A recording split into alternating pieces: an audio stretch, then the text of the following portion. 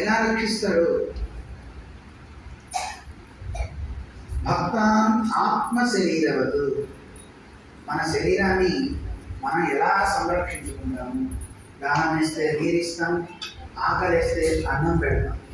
దానికి కానీ ఎందుకు ఇది జరిగింది అంటే, నాకు ఇందాక కారులో వస్తున్నప్పుడు ఒక స్మృతిపదంలో దక్ష యజ్ఞ ధ్వంసం జరగడానికి పూర్వం జరిగిన ఐతిహ్యం కూడా గుర్తొచ్చింది.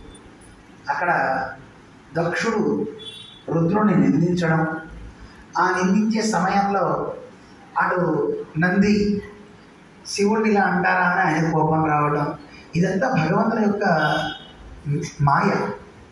ఈ లోపల శుక్రాచార్యుడు కూడా కోపం తెచ్చుకొని శాపం పెట్టడం, మీరు అవైదికులైపోవండి, మీరంతా ఇలా ఉండండి, శ్మశానంలో భస్మాన్ని శవం తగలవేసిన తర్వాత వచ్చే బూడిదని రాసుకుని అవైదికులైపోతారంటూ శాపాలు పెట్టుకున్నారు ఒకళ్ళకొకళ్ళు.